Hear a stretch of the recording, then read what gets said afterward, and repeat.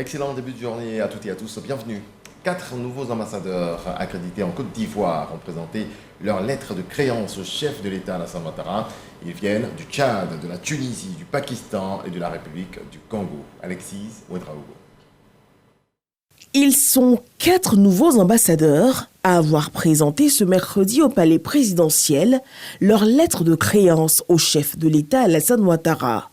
Dans leurs différentes déclarations, les ambassadeurs s'engagent à œuvrer au raffermissement et à la consolidation des relations excellentes qui existent déjà entre leur pays et la Côte d'Ivoire. La coopération entre le Tchad et la Côte d'Ivoire date depuis longtemps. Et cette coopération n'a pas vu l'horizon du temps. C'est resté intact. Et les Tchadiens qui vivent chez vous ici, presque 1 millier, peuvent témoigner de cette bonne coopération. Et cette coopération est appelée à se développer. Je suis là pour ça. Nous venons de rouvrir l'ambassade. Je suis là pour donner un élan nouveau à cette coopération. Et nous allons agir ensemble dans le domaine économique. Vous savez, la Côte d'Ivoire, c'est la locomotive en Afrique de l'Ouest. Vous êtes bien cotés en économie et nous allons coopérer dans ce sens-là. Je compte beaucoup sur le président Ouattara qui a une grande audience en Afrique et dans le monde. Nous comptons beaucoup sur lui. Plus de 160 entreprises tunisiennes sont implantées en Côte d'Ivoire. Les deux pays partagent des relations économiques et commerciales dynamiques que Sid Zaoudoui, nouvel ambassadeur, veut raffermir. La Côte d'Ivoire pour la Tunisie, c'est le premier partenaire commercial dans la région. La Côte d'Ivoire est la première destination des investissements tunisiens ici. Donc les chiffres sont là. Nous allons juste concentrer nos efforts pour raffermir davantage et surtout rapprocher davantage entre les opérateurs privés des deux pays. Les relations politiques se comportent merveilleusement. Nous avons des mécanismes de concertation et de dialogue permanents qui fonctionnent très bien et qui font que nos deux pays se rapprochent davantage d'un jour à l'autre. Donc nos efforts vont surtout à renforcer la coopération économique, à trouver de nouveaux créneaux pour diversifier les domaines de coopération. Pour le diplomate pakistanais Mahmoud Akhtar Mahmoud, l'objectif est d'améliorer la collaboration dans les domaines de l'agriculture, des banques et des entreprises financières. Autre point clé, celui de la formation. Je compte renforcer la coopération économique, promouvoir encore les échanges entre le secteur privé et le secteur public et surtout mettre en avant les points clés au programme national de développement de la Côte d'Ivoire qui sont l'agriculture, la médecine, le textile. Nous comptons échanger aussi dans plusieurs domaines, et surtout que dans le mois d'août à venir, il y aura une exposition qui justement sera une plateforme où les investisseurs privés pourront se retrouver. Il y aura ainsi à cette occasion des hommes d'affaires, des commerciaux pour justement favoriser la coopération qui nous est si chère. Dans le domaine de l'éducation et de la formation, à cette occasion, justement, il y aura l'opportunité qui sera offerte afin de renforcer surtout le mécanisme d'attribution des bourses aux étudiants de Côte d'Ivoire. Le Pakistan accueille beaucoup d'étudiants. En visite d'État du 12 au 15 juin 2023 en Côte d'Ivoire, le président de la République du Congo, Denis Sassou Nguesso, avait salué la signature de 13 accords de coopération avec la Côte d'Ivoire portant entre autres sur la diplomatie, l'agriculture, la sécurité, le transport maritime, l'hydrocarbure ou encore l'élevage. Pour Gaston Gakoso, nouvel ambassadeur de la République du Congo, il s'agit maintenant de traduire ces accords en action. Ma mission ici, à Abidjan, comme ambassadeur extraordinaire et plénipotentiaire, c'est de commencer à mettre en œuvre tous ces accords qui ont été signés sur le plan économique. Les politiques ont travaillé, maintenant c'est aux hommes d'affaires de travailler. Au terme de cette cérémonie de présentation de lettres de créance, les nouveaux ambassadeurs ont reçu les honneurs militaires exécutés par des éléments de la garde républicaine. Premier ministre Robert Begré-Mambé a présidé hier la 9e édition de la revue annuelle des réformes politiques, programmes et projets communautaires de l'espace UEMOA. Le président de la commission de l'UEMOA, Abdoulaye Diop, a annoncé des résultats satisfaisants quant à la mise en œuvre des réformes au niveau de la Côte d'Ivoire. On voit cela avec Abdoulaye Koni. La revue annuelle des réformes portée par l'UEMOA dresse son bilan. La restitution des travaux de l'année 2023 a été présidée ce mercredi par le chef du gouvernement. Le président de la commission de l'UEMOA s'est félicité des progrès accomplis par la Côte d'Ivoire. Récemment, nous avons suivi l'actualité. On a vu, les évaluations qui ont été faites, les notations qui ont été faites, les appréciations en matière de gestion de la dette publique. Donc je pense que c'est quelque chose qui doit inspirer l'ensemble des États de notre Union pour qu'on ait, une union économique, un espace qui continue à être viable, qui continue à être crédible, aussi bien vis-à-vis de nos populations que vis-à-vis du reste du monde. En plus d'être le leader économique de notre Union, la Côte d'Ivoire aussi se positionne comme leader aussi parmi les leaders dans le domaine de la transposition des textes communautaires. La revue 2023 a évalué plus d'une centaine de textes. Elle a également porté des programmes et projets communautaires en exécution dans notre pays. Cette revue, elle porte sur un certain nombre de composantes, principalement au nombre de 3. Une composante gouvernance économique et convergence, une deuxième composante qui porte sur le marché commun et une troisième composante qui porte sur les réformes sectorielles. L'évaluation que nous avons eu à faire a permis de noter un taux d'exécution par la Côte d'Ivoire, un taux de 86%. Et ce qui est remarquable dans cette performance de la Côte d'Ivoire, sur ces 3 composantes, la Côte d'Ivoire est à plus de 80%. Dans chacune des composantes, la Côte d'Ivoire est à plus de 80%.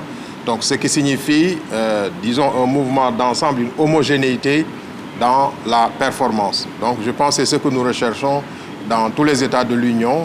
La revue politique qui a eu lieu ce jour a été précédée d'une revue technique qui s'est déroulée du 6 au 8 novembre 2023. Plusieurs membres du gouvernement ont pris part à la rencontre. Une autre activité de l'UEMOA, cette fois avec l'association des médiateurs des pays membres qui a choisi la Côte d'Ivoire pour abriter un atelier régional des collaborateurs des médiateurs de la République de l'espace à UEMOA. Atelier de renforcement des capacités ouvert par le médiateur de la République de Côte d'Ivoire, Adama Tungara. Le point de Eric Ogori. Cet atelier régional des médiateurs et leurs collaborateurs de l'espace UEMOA a pour objectif de se doter des moyens nouveaux qui contribueront au rayonnement de ces institutions. Renforcer la crédibilité à travers le partage d'expériences et des bonnes pratiques en matière de médiation institutionnelle. C'est Abidjan, capitale économique de la Côte d'Ivoire, qui accueille ce rendez-vous du donner et du recevoir, dont le thème est « Contribution des collaborateurs à l'ancrage de la médiation institutionnelle dans l'espace UEMOA ». Awa Amadou Aboudou, médiateur de la République du Togo et présidente de l'Association des médiateurs des pays membres de l'Union économique monétaire ouest-africaine, UEMOA, a effectué le voyage d'Abidjan. Tenant compte de l'impact de l'effectivité de la libre circulation des personnes dans l'espace UEMOA, les médiateurs de l'espace se sont donnés pour mission de favoriser, je cite, l'approfondissement de l'état de droit, de la gouvernance et de l'intégration régionale. Adama Tungara, médiateur de la République de Côte d'Ivoire, dévoile les perspectives qui s'inscrivent dans la pacification de la période électorale pour l'élection présidentielle de 2025. C'est dans cette perspective que dans le cadre de sa mission de renforcement de la cohésion sociale et en prélude à l'élection présidentielle de 2025 en Côte d'Ivoire, l'institution de médiation ivoirienne a élaboré un plan d'action 2024-2025 visant à mettre en place une série de rencontres avec les populations et tous les acteurs impliqués dans le processus électoral afin de les sensibiliser à une élection présidentielle apaisée et sans violence. L'Association des médiateurs des pays membres de l'Union économique et monétaire ouest-africaine, AMP-UEMOA, a été créée en 2008. Un de ses objectifs principaux, promouvoir la bonne gouvernance. Il y a eu un cas de pollution dans le département de Zogna. Plusieurs mesures ont été arrêtées par les autorités ivoiriennes. Voici un extrait du plateau de 20h de ce mercredi. Regardons. Il y a eu bel et bien pollution générée par les boues cyanurées de la mine de Iti et qui ont contaminé les cours d'eau aux alentours. Il y a des impacts environnementaux, mais ici, il y a des impacts sanitaires qui sont liés. Après les investigations, on s'est rendu compte que le milieu faisant sa propre auto-épuration, nous constatons que pour des jours à venir, le mal serait circonscrit. Mais ce qu'il faut relever ici, c'est qu'au niveau de la mine, la source de pollution a été maîtrisée. On a mesure interdiction de consommer ces eaux, poissons qui sont pollués, interdiction de consommer les poissons issus de ces milieux, les animaux également. Et puis, toutefois que des personnes se sentiraient mal à l'aise, de joindre rapidement les centres de santé pour se faire diagnostiquer.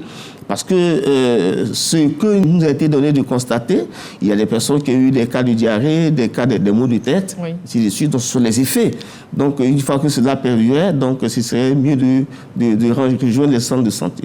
Ce que je voudrais signifier, qui est assez rassurant, c'est que jusque-là, il n'a pas été notifié des cas de mortalité de personnes.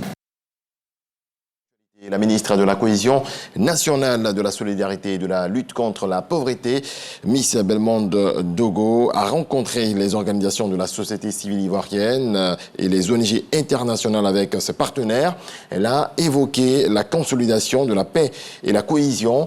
Le programme de cohésion nationale 2024-2025 qui devra guider les actions à mener le long de cette période a été présenté. C'est ce que nous apprend Michel Mambo Sogodogo. Salle de conférence, ministère de la Cohésion nationale, de la solidarité et de la lutte contre la pauvreté, organisation de la société civile, organisation non gouvernementale internationale et autres acteurs sociaux réunis autour de la tutelle. Une rencontre pour jeter les bases d'une franche collaboration, un cadre harmonieux, transparent et inclusif entre parties prenantes. Cette rencontre est importante pour nous. Nous aurons des rencontres régulières, au moins tous les 3 mois, pour faire le point, pour voir si nous allons tous dans la même direction. Parce que c'est sur le même thème que nous allons tous travailler. Il est bon qu'ensemble, nous puissions amener la Côte d'Ivoire vers la paix pour les élections de 2025.